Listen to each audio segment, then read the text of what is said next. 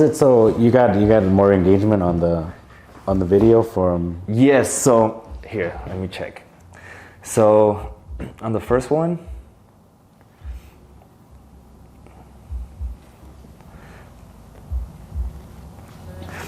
the one about the lights. Photography studio. Yeah, like I had people asking me questions about it. I had people actually.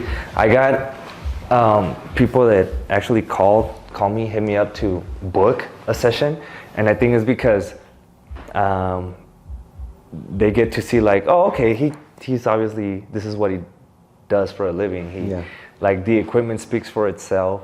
Like he knows what he's doing. So it's just, if they were thinking about it, or if they were like they weren't sure if they wanted to go with you or somebody else, like showing these type of videos behind the scenes, behind the curtains, pushes them to be like, all right, yeah, I'll go with him. And I mean, definitely, like, I think that your personality for sure brings them in, because it's like, oh, sure, like he seems like he actually cares, instead of like, oh, he's a show off, or oh, he probably thinks like he's probably stuck up where he doesn't care if it takes my money or not. You probably get that, you know what I mean? Yes. So yeah, for some reason people think I'm full of myself and very stuck up.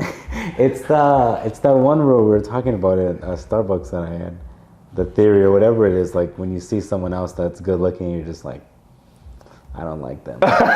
Until you actually talk to them, and then they end up being like the coolest people out there. It's like, oh, she was actually pretty cool.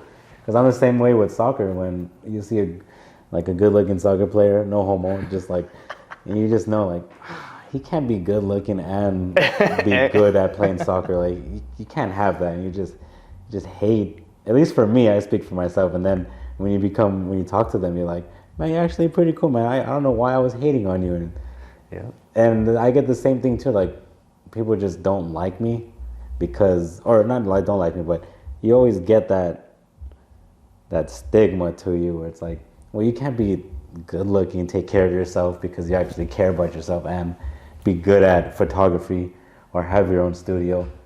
So I guess it's just like an easy thing to just latch onto, where it's like, he's good looking. Pretty boy doesn't know how to take photos.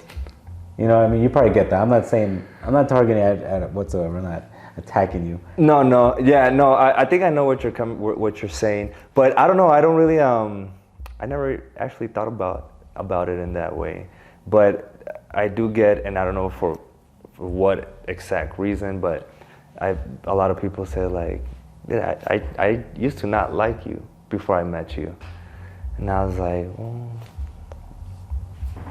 you know. I think it's like probably the confidence, and it's just easy to just dismiss it as cocky, because not a lot of people have confidence. So it's like, well, no one can be that confident and be good at their skill or whatever they do. But you know what? I'm gonna tell you something right now. Confidence, like everything else, is a skill, because I'm still working on it, and I for sure did not have it at all not too long ago, and I have a lot of trouble standing up in front of people, and like when it comes to public speaking, oh my God, I can't do it. And recently I've had to do it 3 times. The first time was for my grand opening of the studio. I obviously, like, there was gonna be people, you know, they were gonna stop by and they were gonna do like a little ceremony. It was a ribbon cutting. The city was involved. The chamber was involved, Chamber of Commerce. Yeah. And I kind of knew what it was about, but I was like, it occurred to me like, oh, I'm gonna have to speak. I mean, this is my event, it's my show. I'm gonna have to say some words to people that are coming. Because normally you're behind the camera. Like, yes, filming people that are speaking. And that's your shield, that's your comfort zone. So like, as the event, so I seen a lot of people were coming, like more and more people, and then I was like, all right, well, I'll just put something. It was like an hour till the event. I'll just, you know, write some words, and then I'll just wing it. I'll be all right. And then everybody that would show up be like, hey, you got your speech ready? You got your speech ready? And it just made me super nervous.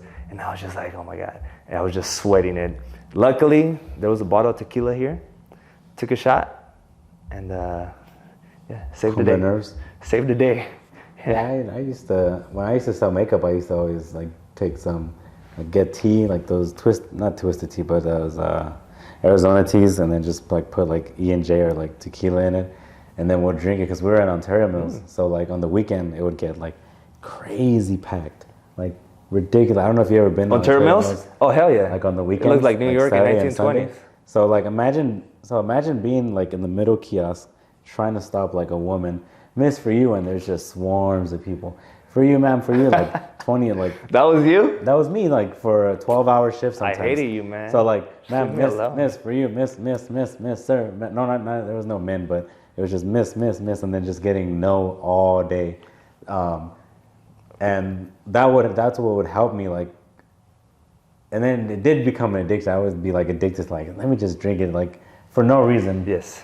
Like, it was, at first it was fun just because, like, all right, we're all doing it, we're all getting loose, and then it just started slowly, like, become a habit where it's like, I only know to do that to be able to perform. Exactly. Like that. Yes. And Yes. so I had to, like, stop doing, like, okay, I think once you get to that point, if you realize it yourself, like, it's a lot better than, like, you hitting rock bottom or other people, like, having to, like, really, like, force it on you. Like, Yeah, no, we're alcoholics because of women.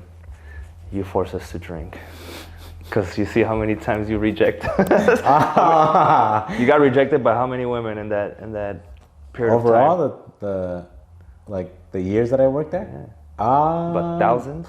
yeah, more, like probably 10. But is that where you got your like confidence from? Just like, because, well, back to what we were saying, like, it's a skill. And like I said, public speaking, it takes a lot of confidence. I don't got it, but the more and more that you do it, the better you're gonna get at it. And I'm forcing myself, this is why I'm doing this right now. Like, it's just, or posting more stories, telling people what I do, or just talking to people, is because it's like the same thing. It's more practice, developing that skill, that confidence, being able to articulate what you're trying to say.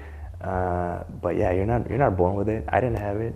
I'm still working on it, practicing every day. Yeah, and then, well, I mean, the good thing about what we do, or for you, like, you're selling your skill and showing that you're the best at it, and that's what gets you through the door to be able to talk to these business owners, clients, whatever you normally go after. Like, this skill, this studio, and I'm not even saying this studio because, like, you built this studio, so it's not like, oh, it's because the studio. Like, well, it wasn't here before. Like, you had to build it. You had the vision of building that on the top and having the backdrops and the lights and building the clientele and making the content. So it's like you had to build that skill in order for you to get in front of, like, kind of like to make up for the lack of the confidence in a way. Yes. So some people, like, know how to do it both at the same time, or some people just learn the other skill than the other, I guess. Because I learned how to talk and do sales way before I even, like, learn how to learn the settings on the camera or the audio or anything. Yeah. Did you? Because you're very, like, chill, like, you know, like when you're talking to me. But when you go out and do sales, when you were like, hey, miss, or hey, client, potential client, is that how you do it too, or are you more like you animate yourself, you like take a shot? I definitely was a lot more animated. I've been just over the past maybe 5 years, just been a lot, like, the kids, like my kids and my wife, it just, like, calmed down because, like, and I'm getting older now, so I'm surrounding myself with different people than what I was surrounding before. So before it was just like friends, family, like, okay, I go to work and then like a free for all. Now I'm like, I have to really, like, watch who helped me was a realtor. He broke it down, like, and he showed me, like, this is how you manifest things in life. Just not with goals, but like anything that happens, like, your thoughts become your ideas, and then your ideas become like your words, and then the words that you speak become your actions, and then your actions become like your habits, and then the habits become your character, and then your character becomes your destiny. Oh, I love it. And it's like, and it all starts from, like, the way you, like, think, and then your idea. So, like, ever since he, like, passed that knowledge to me, you know, I just always, like, I just haven't let that go. And I just slowly started to just, okay, well, let me start thinking about getting better at this skill, or trying to get more clients, and then I'll end up, because I'm trying to learn what they say or whatever it is to get in front of them. Now, like, I got here, so let me talk the way they talk, and then start building like a network.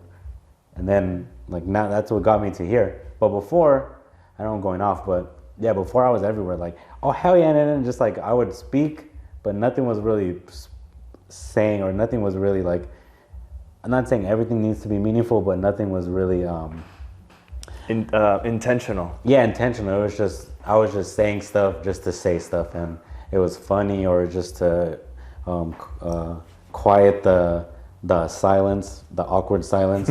So I'm just always, or was always talking. Now I'm like, I'm more quiet now. I'm like, I'll sit in rooms and I'm just listening, seeing how people act, like what they're saying, not judging them, just like listening, like, okay, like, now I know how to talk to you, or I'm gonna continue to talk, and then you, let's say if you liked football and basketball, like, okay, like, I can have a conversation with that to keep it going. With these clients, same thing. When I'm cold calling, cold DMing them, like, I'm already doing my research. Like, okay, this person likes the Raiders, so I'll bring up, hey, that sucks that the Raiders lost, but we'll get them next time.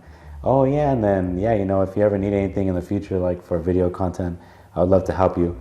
Like, I'm just being broad right now, but like, that's like the kind of information that I'm. So you always find something where you could like kind of, I don't want to say hook them in, but like, I mean, because break the ice. Yeah, kind of like break the ice, find some common ground, and then you just go from there. Yeah, so that's how I always had to do it, even with the makeup. Like, it's more about, I don't want to make it about me, but I'll end it with this one. But like, selling the makeup, it was like, I could just, hey man, for you, but I would stop them like, oh, I like your bag, where'd you get it at? Oh, I got it at this. Like, oh yeah, like, and I'll just turn around, and then they'll just follow me.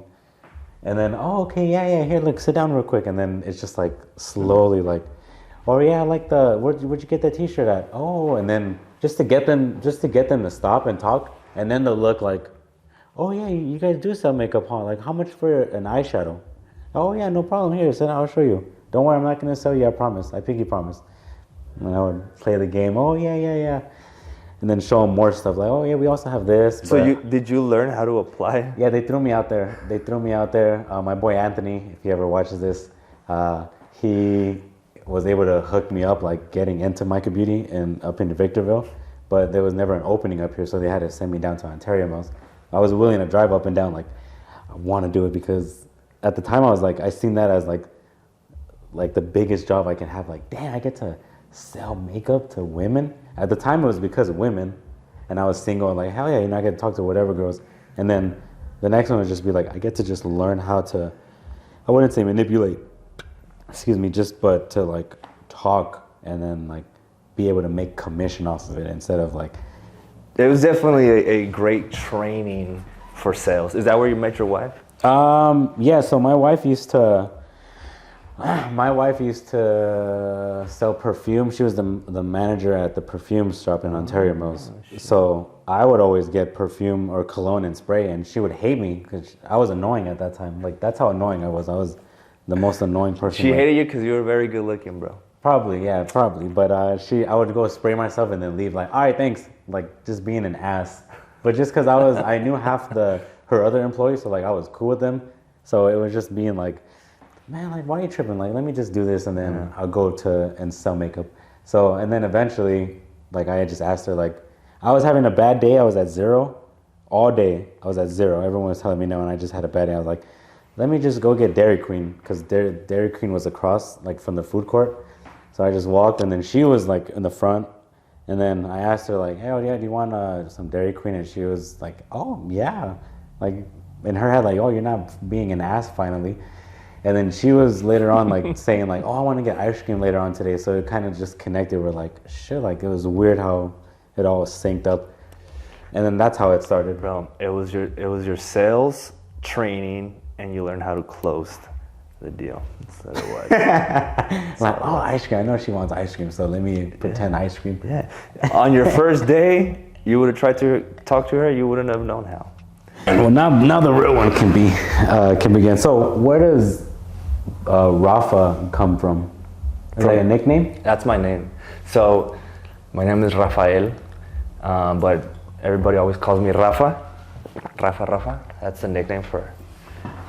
And the logo? It's, but the thing with Rafa is that here in the United States, they pronounce it Rafa. Rafa. And so I always like to play with words and kind of make it like a double meaning. And I like the word raw because that's when you take photos, you take like, it's a raw file. So I wanted to incorporate that into it. And a few people have catch it.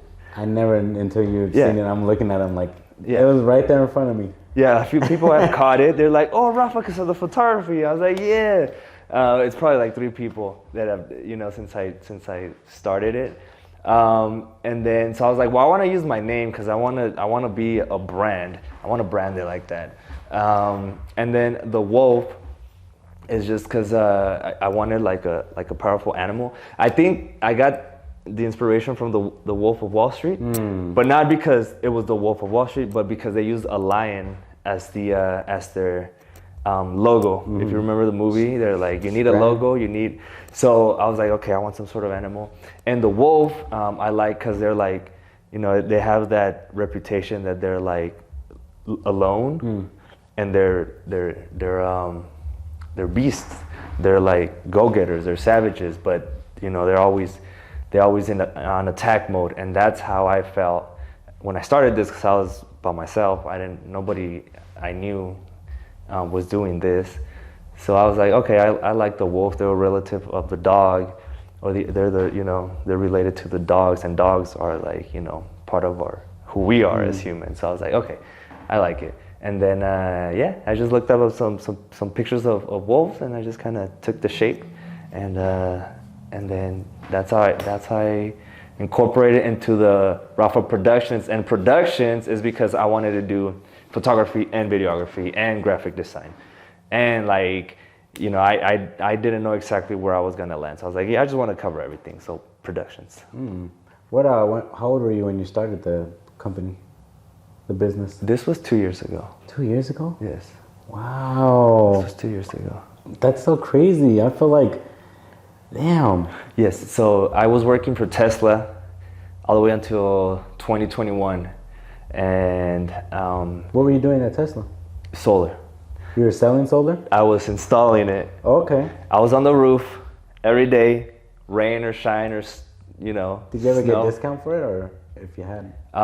You got a little discount. Okay. But not enough to, like, yes, let's get it. And I didn't get it. We got a couple hats. I mean, it's a great company to work with, but at the end of the day, it's a job. And I started posting videos online, and then people started hitting me up like, hey, how much would you charge me to do a video for, my friend's birthday?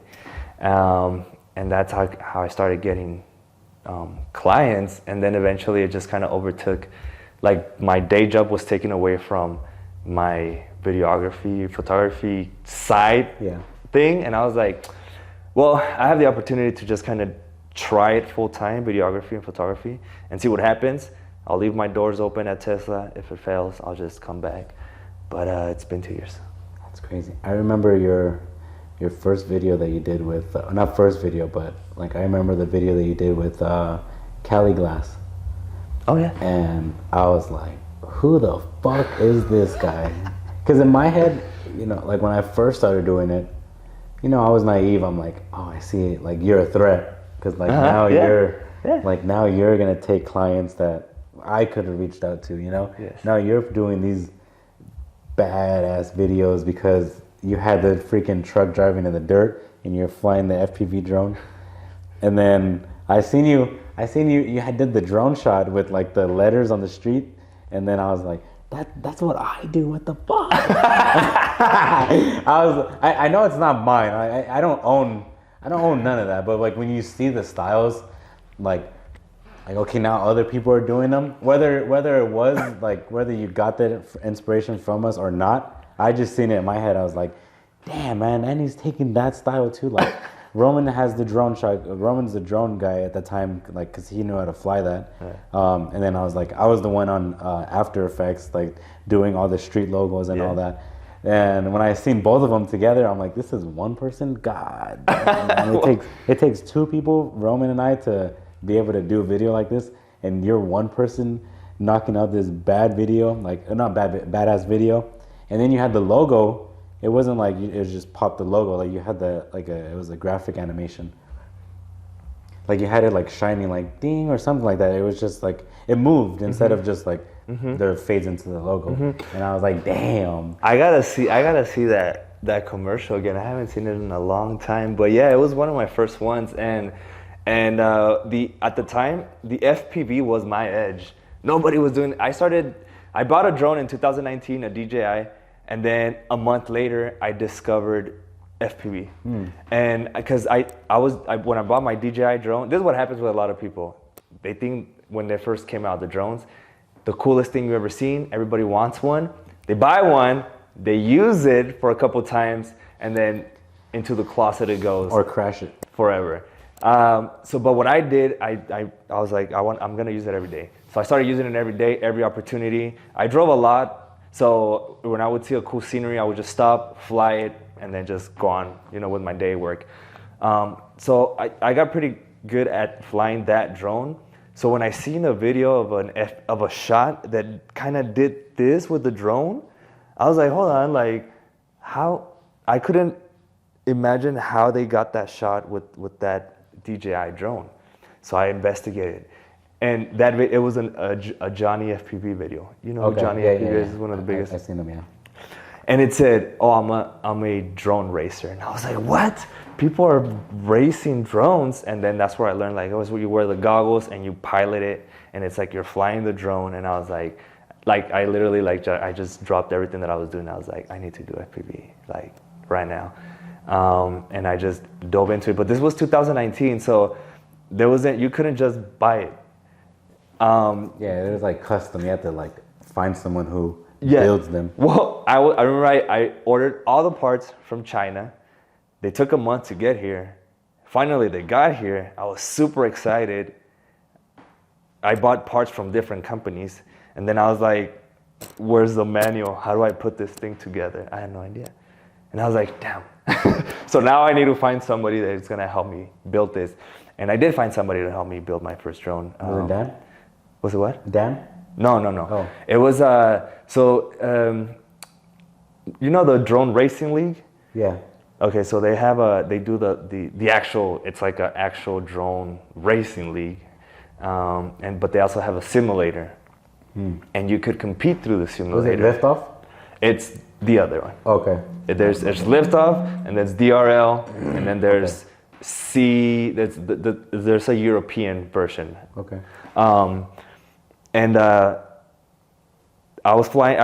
I jumped in the simulator. It's really good if you want to get into FPV. It's the best way to do it. To realize if you're gonna have the patience to actually learn how to fly, because it's a little complicated. But you could compete with other people around the world, and then they do a tournament, like an online tournament with the simulator, and whoever wins gets drafted to the actual league, and you compete live on like a stadium is the track, and you race against other pilots, and all the drones are the same, and it's like you go through this course, and it's super cool. So I've been flying for two weeks, and then they did a tournament in Las Vegas with the simulator. I just went just to get into it. I already knew I was going to take last place, but I didn't. I beat somebody's mom. Somebody's mom was competing, and I beat that lady, and I was so proud of myself. But so I met people, and one of the guys I met, Busta, he helped me with my first FPV drone. So I had the FPV drone. I was obsessing over it. I used to fly the simulator for like 4 hours a day, every day. I got really good because I wanted to be a racer, but it was too much because these kids are destroying people. These 12-year-old Asian kids are just annihilating everybody, and you need a lot of dedication. I was like, no, I'm not about to dedicate my whole life just to be an FPV. But is this while you were at Tesla, or this is? I was at Tesla. Okay, I was so at Tesla. Okay, so like. So it was a hobby. I feel like definitely you could have done it. It would have been different if you started Rafa Productions and then wanted to go all in on DJI. Andrew, you literally have to do that 10 hours a day, because the difference, so let's say, it's first place, second place, third place. Yeah. Okay, you got first place and then you got the 100th place. The difference between first place and 100th place is like a second. Dang. And everybody else comes in a millisecond behind each other. So like, that's crazy. The margin is super crazy, and to get good, you need to dedicate your whole life. So I was like, nah. But I kept the skill. I was like, okay, I'm a okay racer, but an okay racer is an amazing, like, what do you call it? Cinematic FPV pilot. Because you don't need to you don't need to fly that fast. Yeah, you just got to keep it steady. You just and then, so that was my advantage. So when I started Rafa Productions, that was my in. I would send them an FPV video. Hey, let's do something like this. That's smart. Hey, you down to do something like this? Hey, you down to? And I was hitting up like people riding trophy trucks in the desert, off-roading, all that type of stuff. Oh yeah, they love that. Yes, and because it was newer, because I was like I think it comes in generations. I was probably like second or third generation in the FPV world. Now we're like number 7. Yeah. But so right away it was like, yes, I want to do something. So that was my advantage, and that's how I got kind of like, more practice, more leads, more clients, kind of got the name out there. Who was your first business that you worked with when you first started? I think Cosmos. Cosmos Cosmos you were was doing the DJ. You were filming the DJ. I actually went in there to take some photos, and then I knew the promoter. So Big Manny, promoter for Caliente Night, Latin Night. And I was like, hey bro, let me do a video of Latin Night. I'm here anyways. Sure. And I put it together and they really liked it. I think they're still using it, bro. Let's get a new one. And then they started hiring me for things, and then I met the people from Cali Auto Glass. How did you meet them? I believe through the chamber. Okay. I think I knew somebody that knew them. I introduced each other, and she's like, I want something badass. And I was like, well, I got this little thing right here, the drone. She's like, yes. And then we just kind of planned it out. I had the idea. I had like the vision. I was like, we should take your truck, take it somewhere, where there's nothing drive around. It through the desert. Yeah, drive it through the desert pretty much. And the guy, Juan, super cool dude. He's like, Simon, let's do it. Were you in the car, or were you like sitting No. Okay. Yeah, I've tried to pilot the drone from inside a vehicle, and it's very, very difficult because hard. You need to, every movement has got to be super precise, and if you're like, you're gonna crash. So I got to be outside the vehicle, and that's how we did it. And I have a few takes that are really cool, but I had to only choose one. Yeah. But that's the one you saw? That's the one. That's the first one, because I guess we were following Cali Glass, and then when they released that, we're like, what the hell? Who the hell did this? And then we were just doing our research, like, who is this? Who's Rafa? Nobody. So we're like, who the heck's Rafa? So definitely I've seen the evolution for you, like from like doing that to now like the studio and like running the studio, like having a photography studio. One of many skills and services that you provide. But I know you're going hard on this studio and investing a lot of time in it. And I can tell like the way like you have everything set up, and then when me and you started taking photos, like you were really getting into it, and like definitely you have the mentality or you have the personality to make people feel like, okay, like I'm feeling myself. Mm-hmm. You play the music and you're just like, hell yeah, oh yeah, sexy, yeah. And it's like, I was like, who, me? So I was like, okay, like, all right, let me get into it then. All right, I guess, since he wants more. And because right there, keep that going. And then you're like, all right, let's. I got a jacket. Let's put a jacket on you. You're like, all right, I guess if you think that looks good on me, bro, on my skin tone, all right.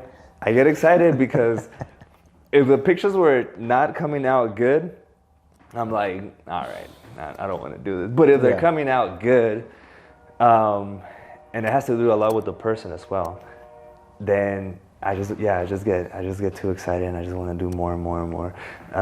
Usually, like, you know, I book people for an hour, but we tend to go over it just because we're just getting so much stuff. Yeah. And I like it. And I wanted to do videography mainly, and photography was just off to the side. But lately, like, I've been enjoying photography a lot more. If I'm gonna do a video job, like the way I do it, like if it's like a little bit more production, the amount of equipment you gotta bring is so much more to do a video than to show up with your, you know, 2 cameras, a flash, and then when it comes to editing, it's like I could go shoot an event, come home, edit all the photos, deliver it same day or the next day, and I'm done, and I get to move on, and I like that. With video, it's like there's a lot more involved. Yeah, that's definitely, you're right. I didn't think about that. So when you do so as far as accessories, like when you're on these shoots for photography, what's like are there multiple stuff that's made? Obviously there's multiple stuff that makes your like photography easier, but like what's the one thing that changed your whole game? Like, because I've seen the ones that like attach to like your backpack, you can just clip it on here and then just leave it there. Or the one on the chest, you just clip it on the chest and then you can just leave it. Or the hip. Like, what's the one like accessory that sticks out for you? So I try those. I try the one to the side. I try this one. But the best one is the little vest sling. Makes you look like you're a detective. Yeah. I've seen you. 1, makes you feel cool. And 2, it's actually it's better because I like to carry 2 cameras. I like to move around. I like to get different angles. So in one camera, I have like a 70-200 millimeter lens. For the people that don't know what that means, it's like you get to zoom with it and you get to zoom in pretty far. So I get to be behind everybody and still get, you know, good pictures of whoever I want pretty much in the room. And then the other one is for more like, you know, wider shots with the flash. And being able to just kind of like tap, tap, is so much easier than having to like, okay, let me get this out of here or get this out of here. It's a lot more efficient. It's a lot faster, and I think that's the one. And I use it all the time now. So is it always the like zoom on your left and then wide on your right, or does it matter? Just whatever. No, it does matter. It does matter. What's your system on that like? So I have my 24 to 70 millimeters on my right with the flash. And then I have my 70-200 millimeter on my left. And mainly I use this one right here because I'm like up close, I'm taking group photos. And then this one I use it a lot less, but it's still there when I need it. Yeah. Damn. It's pretty cool. Yeah, I'm like, when I come, I'm just like, all right, show me where to shoot. And I'm just there. All right, go ahead. Yeah. Yeah. So that's pretty cool. You can be. It's cool, and then it detaches really easy. Like you could just like if I just need to drop the cameras, it's just like a little. It's like a little.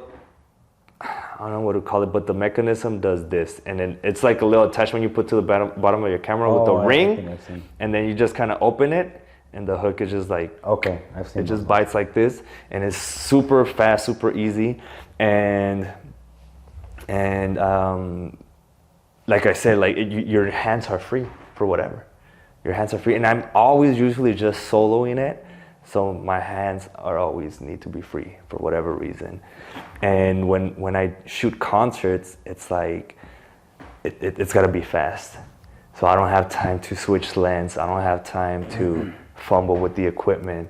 So with that system, it's just so fast. Bah, bah. So do you like shooting concerts? Because your background is from like music, right? Yes, I used to play in a Latin rock band. Oh, so you don't play anymore? No, I haven't played for a while. Did you get kicked out? I got kicked out, bro. No. Yeah? No. I had to step away because it got to a point where like I I like things a certain way because I believe that way is what's gonna make it work. And then, but it was hard because it just we were a 5 to 6 member band, and everybody has their lives, and everybody just. And by the way, these people are amazing musicians. I was the worst musician from the band, like honestly. You're the bass player? I was a bass player, Okay. and I play a little guitar, and I did a little bit of like vocals, like some little bit of rapping, Spanish rapping. I think I heard it. I love it. But mainly I took care of like the image of the band. I was the one doing the photos and the videos and everything. But what was your question regarding to? Like, well, I mean, I know we were getting into. I was saying your background was that, and then we started going into. Yes. So yeah, the music thing was because I found musicians that I believe they were super talented and that they had what it like. They had what it took. Like they had what it takes to make it. The music writing was excellent, but it didn't happen. We hit a lot of walls, but because I was managing the band, but it was a great experience because I did a lot of interviews, and I learned how to network. I learned how to make connections fast, and it just I got used to putting in the work. Yeah. But my work was always split into 5 or 6 people. Yeah. So I wasn't getting anywhere. But now all that work, I kind of concentrated into one thing, and I've been able to progress. Yeah, you're executing it now, so that's good. Like all that, how you say it? Yeah, just like what you said. Like instead of spreading yourself thin with managing multiple, it's like you learn all those skills, but eventually it tires you out. And then now it's like, okay, now I can just do this one. I'm stressed, a lot less stressed than that, and I can just really, I guess, reap your benefits off of this instead of like, okay, I'm not gonna benefit trying to do everybody, trying to control everybody. It just felt like you start working for somebody else. Yeah. And the same thing happened at Tesla. Like it got to a point where like I was just done. Like I'm over it. Like I feel like if I just invest all this time on something to build something for me, I think I could do it. But yeah, you just burn out. You burn out because you're not seeing any progress. But if you're seeing progress, like the energy comes. Like you have endless energy. As long as you're winning or making progress, advancing, you just want to keep going. And then you networking during those interviews, is that how you got to be able to do like the photo shoots for concerts, or how did you go about getting those shoots? That's a good question. What was my first concert? I think, because I know you were also doing the UFC. You followed that fighter. Yes. And you went to like one of the events that I've seen. Yes. So something about me, I don't. I'm a busybody. I like to just poke everywhere, but it's been good because I've been planting all these seeds and now they're like kind of flourishing. And now I have like a door open to enter the music industry or the concert festival world or the sports world or the fashion world, and I like them all, and that's a problem. Like you got to choose something, or at least put most of your focus into one thing. But as far as the concerts go, I already knew some people in the industry, so like when they might have reached out to me, hey, you do photo, you want to come shoot this concert? Sure. And then one takes it to another. Like, again, you make the most of the opportunities you get. So like, if I had the opportunity to shoot for a concert, meet the other. Like I always make an effort to meet every single videographer and every single photographer that it's there working the event. It's easy, like we were talking about, you need to find something when you're making these cold pitches, cold calls. You try to find something relatable to break the ice. Well, when you're in a concert, what's more relatable than talking to another videographer or photographer? You already got that part done. So it's easy to talk to these videographers and photographers. Is it though? Or, I mean, you would think like, hey, we got the same thing in common. But then it's also some videographer like, bro, you're just trying to talk to me so you can see my equipment. Like, you're just trying to find something. Maybe, to get on me. maybe, I don't know. I don't see that. I've never experienced it. Okay. It's always been, and I don't bug them either. Okay. And it's just very subtle, like, you know, even like, oh hey, what's up, man? Like, you know, like let me know if I'm in your way, I'll get out of your way. Approaching it like from a courteous aspect, you know. So it's the way you approach somebody. It's definitely the way you approach, like, yeah, cause you know, I never try to. I always try to not be a burden or be in anybody's way. So I like to establish that, like, hey, I'm here. I'm also taking photos. I'm also taking video. I see you're doing the same. If you need anything, let me know. Yeah. I'll help you. And I think people appreciate that. Yeah, I think that's what helps, like, breaks the ice too. Like at weddings, like if you're a videographer and there's another photographer, and then it's like you guys have a beef, and you guys aren't even doing the same. It's different photography. We have the beef on trying to get the right shot. So it's like if you don't have good communication with that other, whether videographer or photographer, then there's gonna be like tension compared to if you, hey, you know what? I know we're here to get the job done. Let me know like where your line of sight is, and then I won't try to get into that. Dude, it's so easy to start not on the wrong foot with somebody. Oh yeah, definitely. and it's being courteous. Like every time I go to a venue, the security guards, I acknowledge the people, the staff that are working there. Hey, like I'm this is who I am. I'm here to do this, you know, and make some sort of connection quick. As soon as you get there, I always go talk to the DJ. I always talk to the staff. I always talk to the bartenders. When you're shooting a wedding, I always go talk to, if I'm doing photo, to the videographer. If I'm doing video, to the photographer. Always. And you'll be surprised. 10 times out of 10, no, you won't have any problems, and they'll have your back. They'll look after you. True. How do you go back to your office and go about cutting these podcasts, these interviews? Running through Premiere Pro, since like they only do 30 minutes, I'll have clips, so I know just to get rid of like the last couple seconds of me walking over there, and then just like get like the first half of me walking back. But I meant like, cause when you post reels, they're only less than 90 seconds. Oh, okay. So clipping up the podcast, you mean? You sit and rewatch the whole thing. I used to. That's like the caveman days. Like that's like a year and a half ago. Now there's a bunch of AI softwares. You like that? Yes, I do. And I finished in mine. Wait. So what are you doing with this AI? So there's multiple. There's I might even mess this up. But there's I don't know the other ones, but the one that I mainly use is video.ai.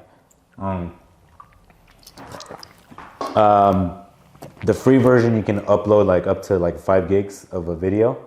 You can either upload it straight from your computer, or you can get the clip from YouTube and then plug it in.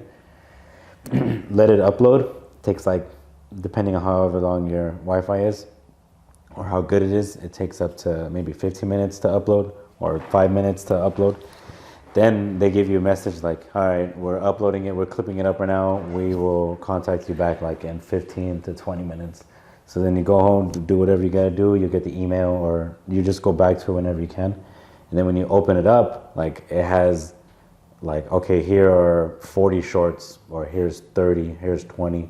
And it already comes with like the title of each video. Like, okay, you guys were talking about, like if we go back on this combo. It gives you the script, like the... I believe so, the script, the transcript. Transcription, yes. But it had like talking points, so like being in a band, and then it'll have like being in a band, and then it'll be you talking about like, okay, this and that, and they'll do it to like either, I think it's shorter, like 30 seconds, but you can like add it on to like 90 or even like however long you like, and it puts the auto captions on there, and there's templates that you can do, like if you want cut between me and you, and then you're on top and I'm on bottom, or if it's like zoom in like me talking, and then there isn't just, they don't have it yet unless it's the pro version, but you can have like the camera knows that I'm talking because my lips are the audio, and then you're talking, so it'll look at you when you're talking, and then it'll come back to me. That's dope. But the way I go around it, since I have the free version, like I'll download the same video of me talking, and then I'll download the same video of you talking, and then I'll just clip it up in CapCut, like me talking, and then cut to you talking. So I'll go the long way, but I enjoy doing that just because like I built that skill, and it's like, okay, I get to be a little crafty. I get to be a little crafty on like just, okay, like my creative juices are going, so like, oh, this sounds good, and I gotta cut it here so I can look at you, and then so that's how I do it normally. So I'm a caveman. That's what you do for podcasts? You do a podcast? I don't. But I've done like workshops or seminars or panel where there's panelists speaking for like an hour at a time, and yes, I like watch it and be like, okay, this part is cool, cut it. Okay, this part is cool, cut it. But now I'm gonna go this way. Yeah, because so if you think about it, like if you look at that panel, you're calculating. I filmed an hour. I'm gonna probably look over this maybe 2 to 3 hours because I gotta look through it the whole thing, and then look over it again, and then look over it again. So I'm gonna quote the person higher because that's worth my time. That person might not want to pay whatever the price that is, 1,000, 1,500, because hey, I know I gotta edit this and gotta send all over the clips. So I mean, you can still quote them the same price, but if they can do it, then it's like, okay, well, I'm still running it through AI. I'm not wasting any time, so maybe I can work on a price with you compared to, like, that's my price and that's it, because I really am spending that time. Like, there's no shortcuts. Okay. So it saves you time, or you can just be, I'm not saying the cheaper option, but like you can always be like okay, yeah, like I already know you're affordable, so you know I already just get it through you. But the clients, they don't really care how you get the job done as long as you get it done. And it's fast. It's fast and it gets done. So that's how I see it. Like, all right, like let's do it. We get it. Run it through the clips, and usually the clients aren't never picky, because normally, I mean, you probably have the same experience where we're dealing with clients when it's their first time like making content with them. So we're setting the bar on whatever it is, whether it's low or high, when it comes to, okay, clipping up a podcast or making ads for them or making content for them. Because once they're done with you, or once you guys like either go their separate ways and they bring another person, well, in their heads they're like, well, Rafa or Andrew had like their videos like this, so I kind of want that same thing. So how much would you charge me to edit like this? And then that's where it's like, okay, I never really experienced where it's like somebody that's had another videographer yet that's like, oh, well, we used to do it like this, and that's the only way to get it done. You know, most of my clients are like new to it, and I get to teach them how to do it, and I get to set the high bar, because then when someone else comes, it's like, okay. I mean, it depends on their budget, you know, like, well, I don't have a budget to really be picky, so I'll take whatever I can get. You know what I mean? But I like to still set the bar, even if there is no budget, like a low budget. I still like to set it high, because then they see the worth, like, oh, shoot. So whenever I do get that money, or whenever I do have it, like, you're the first person I'm going to. I know I went off, but fast, simple, easy.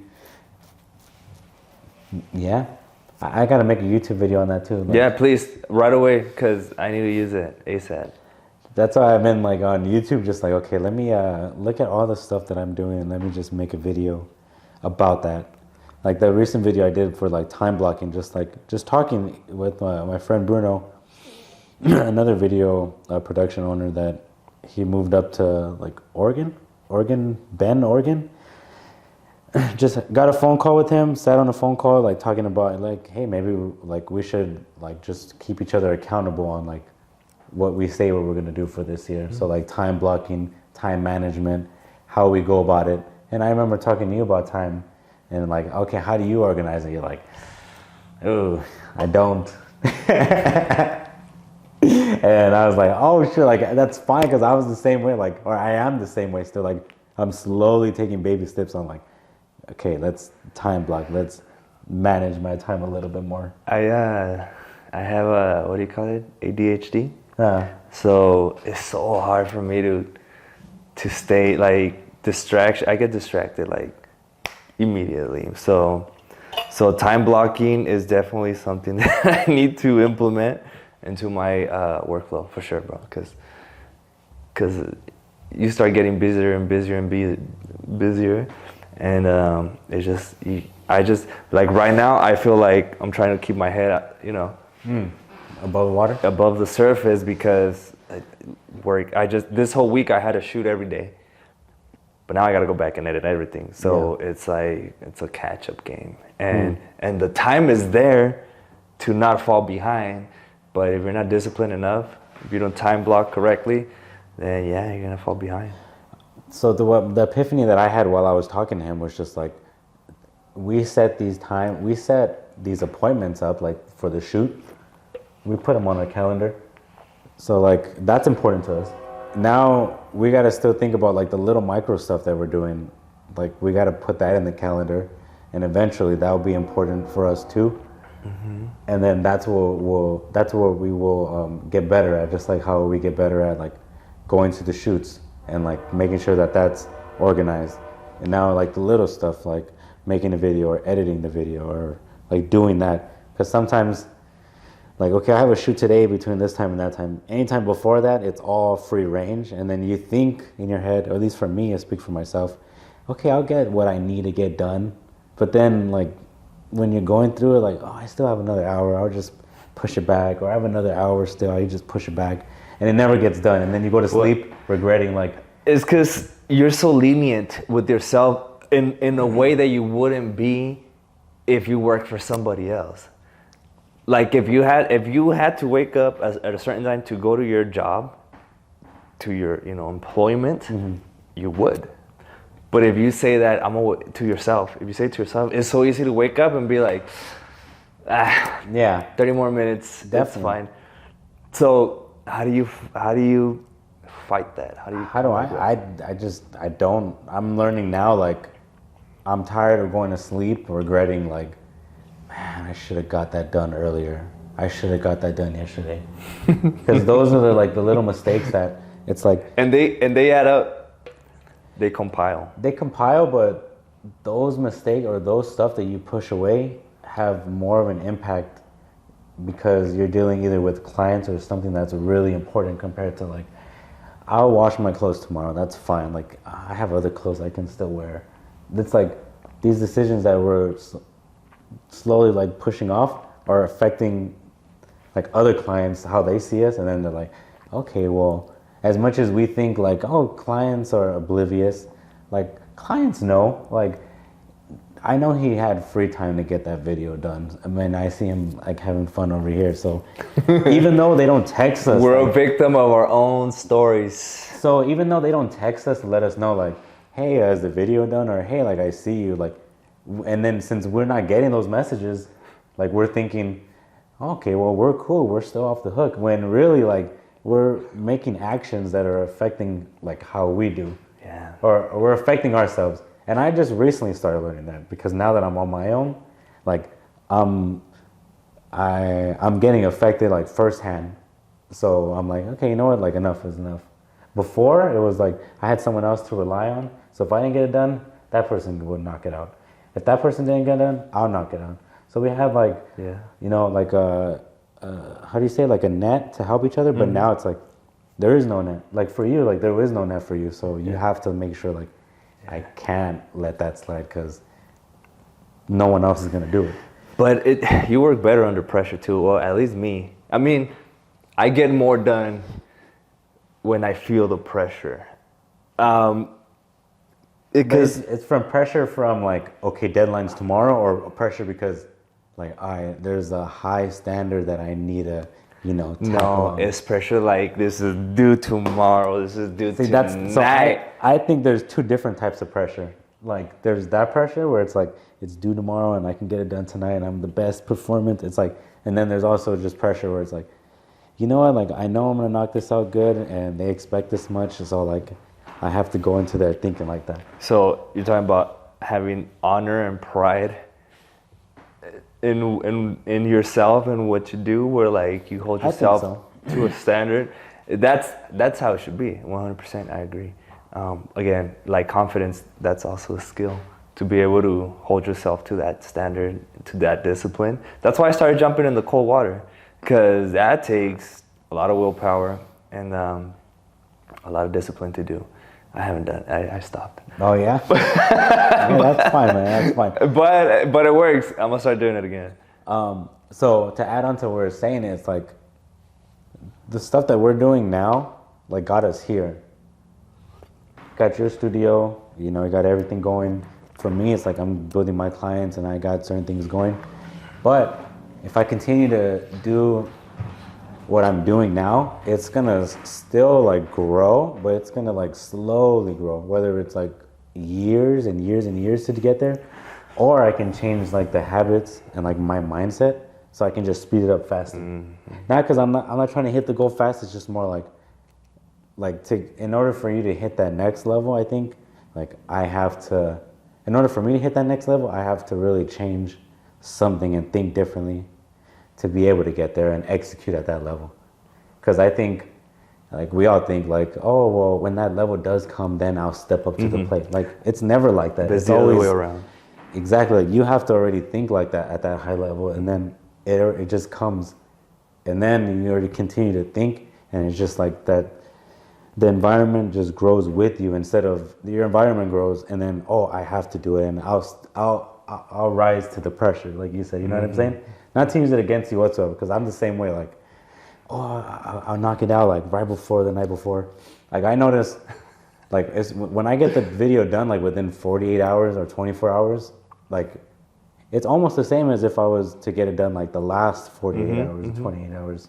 And I'm like, I'd rather the client know, damn, that was fast and easy. No one else is doing that. Someone else would have told me, oh yeah, a week and a half, and I'm still waiting. Yeah, I'm like mind blown to learn when a wedding video, it takes like 6 months to be delivered. Like my cousin and another friend that I have, yeah, it took like 5 to 6 months for the wedding video to be delivered, and I seen it, and it was like, what the hell? Is like nothing.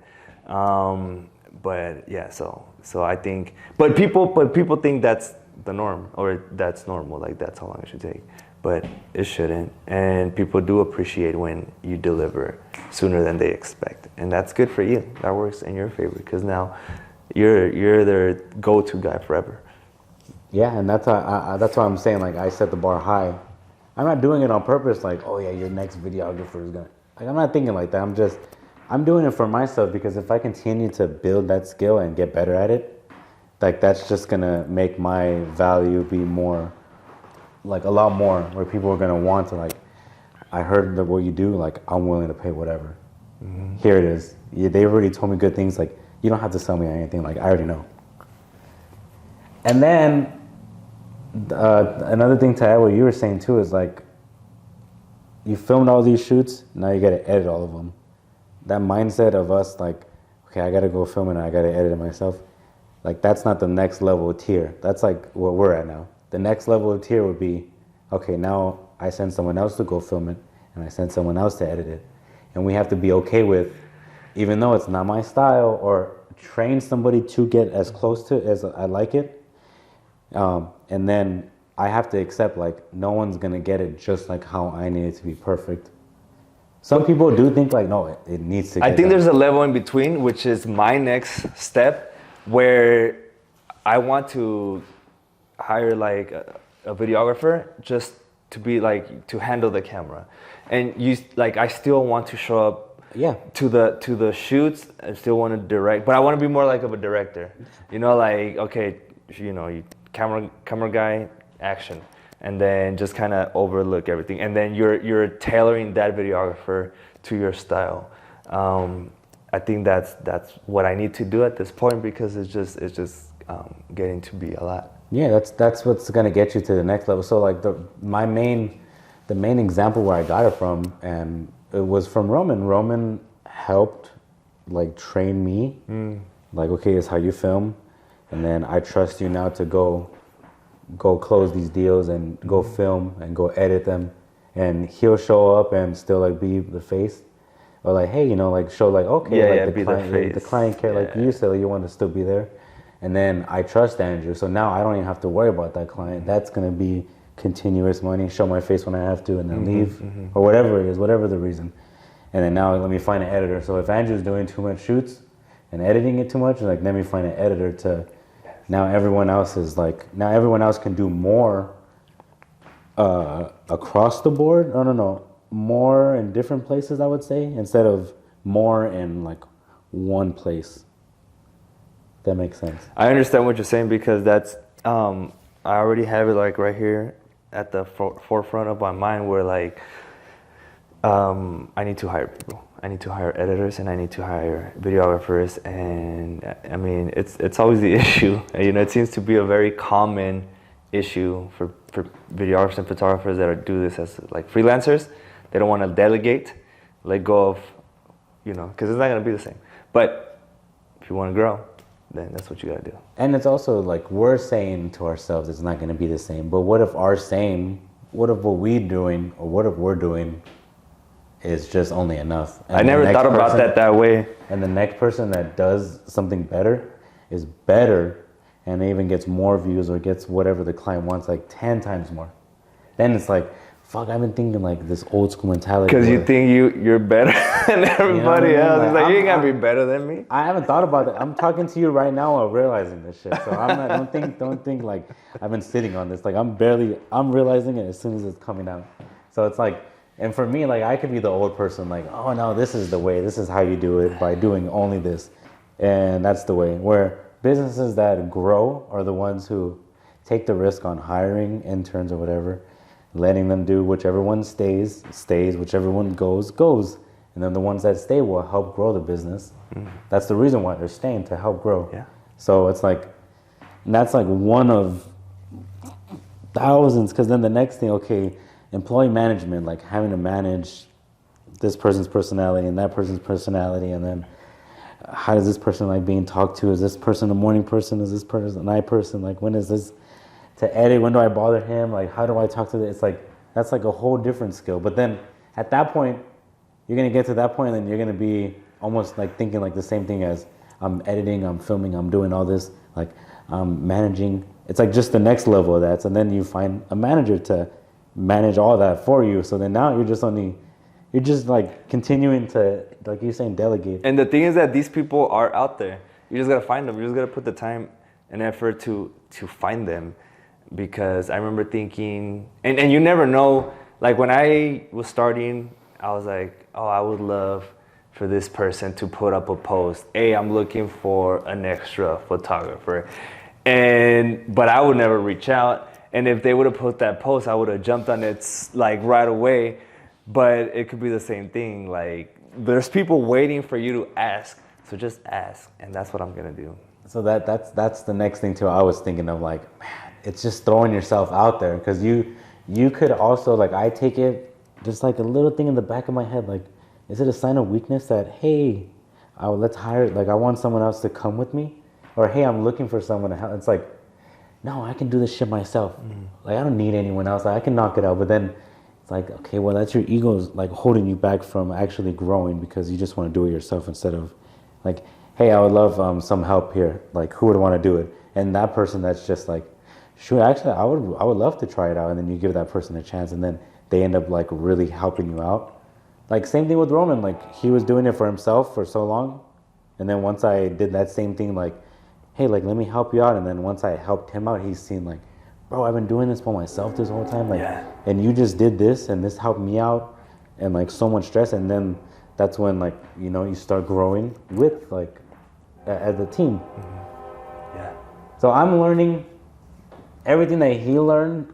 Like I'm starting to learn now myself, and I'm like, fuck, like how did you like for him? I always speak like, damn, like how did you accept like, okay, Andrew's gonna start filming and start doing all this, and I gotta trust him. It's like it's something that you really have to like go in there like not blindly, but like faith, like this person does have the best interest, and like let him. How long have you been by yourself? Since November. So you recently? 2 months, yeah.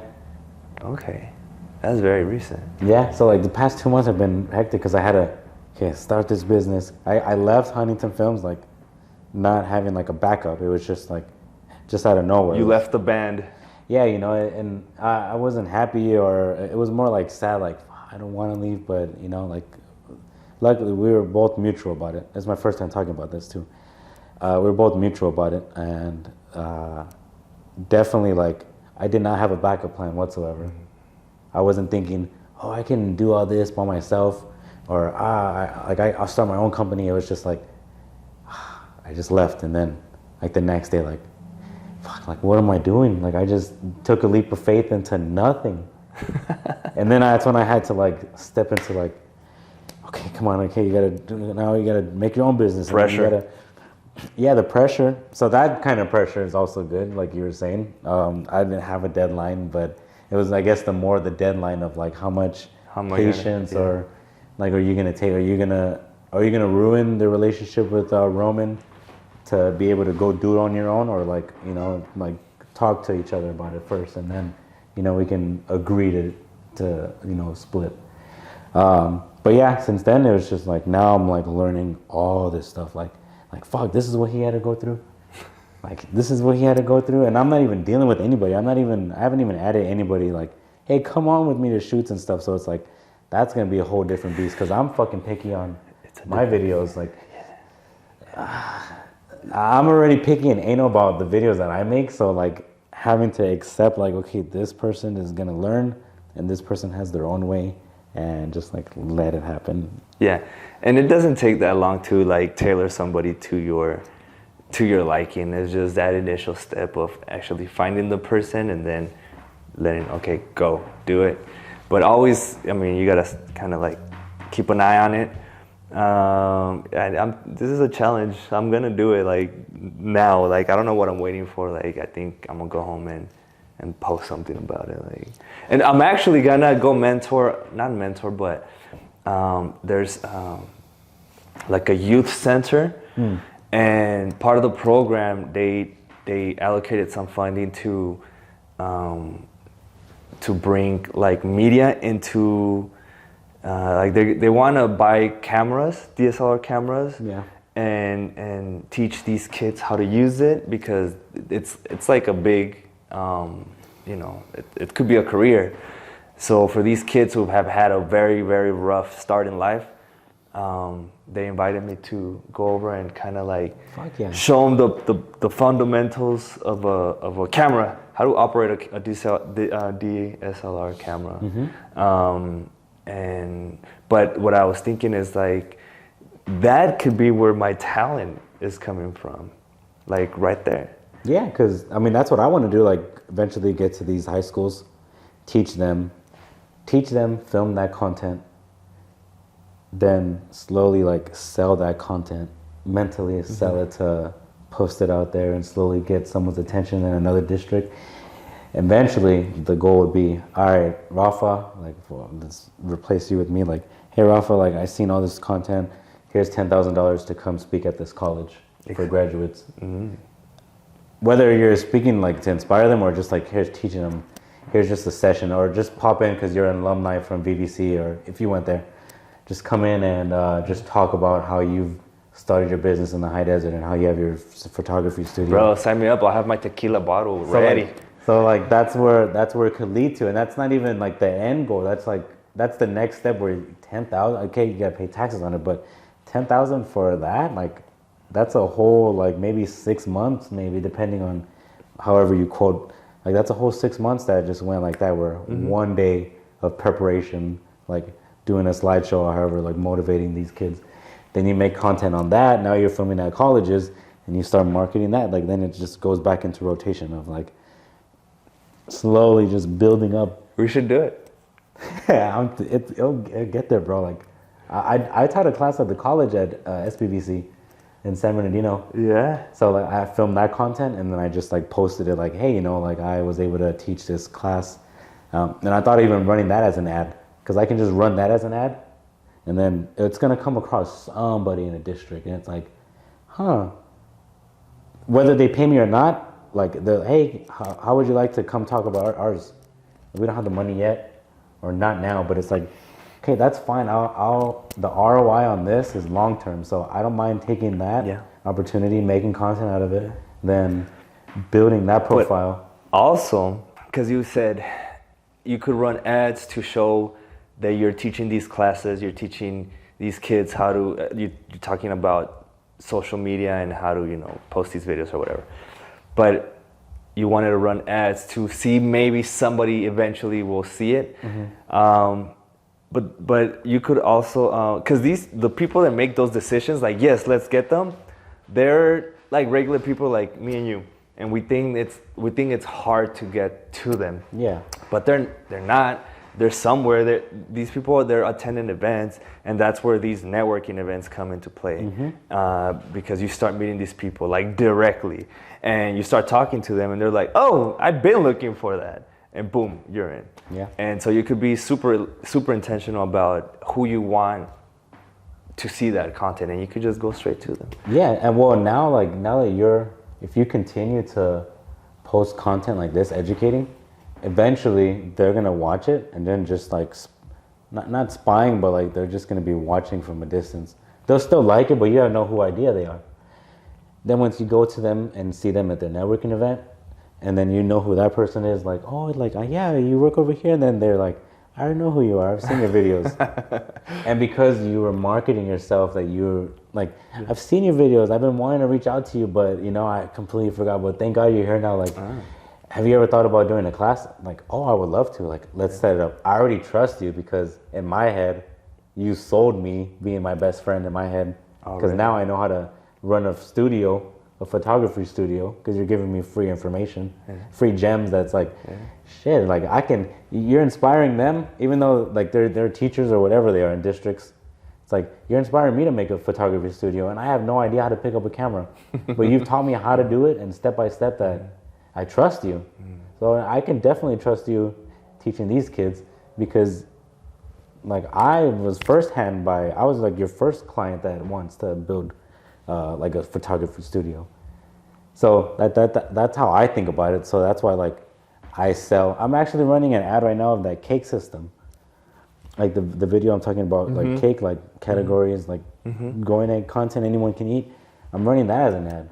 Like not selling like anything. I just ran it as an ad and like just seeing how that performs. And how's it perform? I don't know yet. I have like I think like a couple of days left. Okay. Cause ran it. There was like two. There was like an A and B on Instagram. Like you get A and B, like two different videos. So like the first video already ran, and that was okay. Like it was getting people like, oh, this is funny, but it was like, oh, okay, whatever. So then I ran the education one, and I think that one's doing good because I'm just getting followers like out of nowhere. Like what the hell? There's a lot of people that are like making. I need to do that. And that video is just educating them. If you're struggling making content for yourself or your marketing team is like, this is how you do it. Like. Free gem, like that's a fucking, by itself, you're just getting educated. And who doesn't like cake? And I'm not even saying that too, like, and I'm not even saying like, oh, hire me. It was just, hey, if you have any questions on how to do it, here's my email. Like something simple, like here's not my DM so I can like spam you, just here's my email, like contact me. I'm willing to help you. And I'm giving you the value without even asking for anything back. Whether you send your email or not, like, that's fine. Like, now my feed was on your thing, and then like once I post more videos, like the algorithm will slowly like bring it up like, oh, you might like this person. Okay. So it's like, it's marketing. It might not be doing it the right way. I'm just doing it like, I'm just experimenting. Like, is this working? If it's not, because if it is, then I can teach other people like for you, like, bro, run that ad, the reflecting ad, run that as an ad, and then you'd be surprised like who sees like, oh shit, like you're teaching me how to do it. And you might get attention of that person that wants to, hey Rafa, like I would love to, shadow you because I've seen you, explain all this. I'm gonna do it. I don't know. I'm gonna run that ad. I don't know. Run that ad. there's so many different ways, man. $5. Yeah, like there's so many different ways. This is just only my way, and I only just talk about how I do it. Never like this is what needs to be done, or like this is the only way and like the best way. Definitely, bro. Like there's so many things that I'm still that I haven't tried, and that makes me very optimistic, because it's like, okay, well, I've been able to get to this point without really like putting so much effort into marketing and ads and sponsorships and all that. So that was one of my goals for 2024, is actually run some ads, some targeted ads, some boost some posts, and see where that gets me. But always very intentional. And like you said, like you don't know what's gonna work, so like everything is, I'm just gonna start experimenting and just practice with that. I know that that a way to do it is you make little variations of that ad. Instead of making 2 videos, you make like 6, where you just change the caption, or the thumbnail, and you boost them all, and then you eliminate the ones that did the worst, and then you kind of do the ones that did the best again, and then until you're left with the one that performed the best, and that's where you pump. So I think that's like that's the higher level of doing it, kind of. Because if you start thinking like that, then you're going to get overwhelmed. Like, fuck, so I got to do all 6? It's like, just start off with 1. That didn't do good? Okay. Then go to the next one. Then you'll figure out which one does good. And then you'll start like learning like, okay, now that this one's got more attention, so let me make content with like this. And then, okay, well, this one is saying the same thing, but like maybe I should change the text. And then now let's run 2 of those. And then eventually those 2, like it'll slowly start growing, but you have to like start with 1. Because right now when you were saying that, I was already getting anxiety, like, because you think about it like, oh man, well, okay, how much money am I going to put? Do I have to go back to that video on YouTube that I watched, like on how to run the ads or whatever you got your information of, like, and then where do they start? And then you start like backtracking, kind of like thinking more than executing. And that's where it's like, well, look, you're right, because I haven't done it. And I've known about this for a year. And I start thinking about it, I'm like, nah. So you're right, you got a point. I think I'm gonna start saying that, just like you're thinking more than executing. And then like that's what I tell myself all the time, like, okay, just don't overthink it, just post it.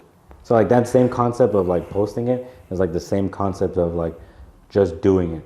Whether it's running the ads, whether it's investing in this, like just do it, and then it's gonna come back to you regardless, or you'll learn from it. But you won't know until you actually do it. Are you gonna tag Nike on this podcast? Heck no. Because you're using Just Do It. Just post it? That's not, they can't trademark that. Just Do It. Just Do It? Hell no. They don't get nothing. They don't get nothing. Bro, this is sponsored by Nike. Look, they sent me these so I could show them off right here. You know, Nelly even never made a dime from that. Like from selling Air Force Ones for them. Oh, really? Yeah. He's like, I think he talked about an interview. They're like, no way. I never made not one dime from them. Nike never reached out, nothing. Hey, he didn't have a... I mean, I guess they took advantage of it. They're like, Nike was like, well, that's just bad marketing. It is bad marketing. But at least have a coach. But then they've also been like, hey, like, we'll reach out to you still. Like, it's just, I know in the ideal, it's like being a good person, but business is more like cutthroat. So I understand, and then I'm like, But, I mean, he still made it out, and not having, him losing that opportunity didn't stop him, where it's like, oh man, F that. Like, he still became successful, letting that go and accepting, like, that was an L, that was a big L, and I mean, still make my music and still be successful. Yeah, I mean, cash is not the only, source of value. He got attention and exposure. Damn, yeah. Is there, what else is there? I don't have anything else. Pull out your ChatGPT list that you No, not printed me, out sir. before this interview. I saw you. So the goal is for like the end of the year, like where do you see, we can end off with this, like where do you see the like studio doing? So definitely I'm gonna expand the studio into more. My primary goal is to get a bigger location where I could have a bunch of sets, like multiple sets, like different themed, and just be ready. Like not just backdrops like this, but actual like with props and chairs and plants and just Kind of like decorated. Sears? Like JCPenney's and Sears? Kind of like that, almost? Not to like pigeonhole you or like put you in a box, but like something similar like that? Not shitty though. Okay. Cause I don't know exactly. JCPenney had setups like that? Yeah, they have like different like brick walls, and then they'll have like teddy bears or like baskets that you Maybe, but cooler. Okay. Definitely. Would it only be photography or like? No, video. So just pretty much expand the like the settings. So have multiple sets. That's what I want to do with the studios, with these studios, and either for me or for other videographers and photographers. Yes, so for both. And one thing I learned opening a studio is that there is a demand for studios, for studio space. Yeah. In the high desert, there's not many studios, and Or at least not active, like promoting themselves studios. yeah. Or more modern. It's more like kind of like the old school, like, if you hear about us word of mouth, we're not really posting a lot. Yeah, And we don't care if you come in or not. yeah. But there is a demand for studios, and photographers are looking for it, videographers are looking for it, and then just people that want to shoot in studio settings and also shoot music videos. So the plan is to expand that and explore that avenue a lot more. So hopefully by the end of 2024, either I'll have a big space with multiple studios within the big location, or just multiple little rooms. I have my friend out down in Rialto. He rented out like this, kind of a little bit more like wider and like longer, and it's just like open floor plan. So if you want to do a podcast, if you want to do a party event, if you want to do photography shots, he has like different walls. So if you want to do a photography shot here, this color, that color wall, like this color, Yeah. and it's like I'm like at first it's just like, huh, I never heard that before, and then like now it's like coming together where, like for me, when I asked like, hey, can I use your studio for a podcast? Like, I'm a videographer, a content creator that needs this space to be able to film a podcast instead of a photographer. We're doing a podcast in here now. Yeah. Did you ever Improv. thought that would ever be a podcast shot in here? Or just studio? No, If you did, then cool. Like, but I'm saying like I would never like thought I would have to need like this space to like, okay, let me just go shoot, because I'm so like, oh, I'll just film at the park. I'll just film like in an open spot where it's like the convenience of like, oh yeah, like I just come to Rafa. Yeah, And- no, not really. No, I didn't really think about doing that at all. And that's another thing that I love. I've gotten more value of having this studio from what I've learned.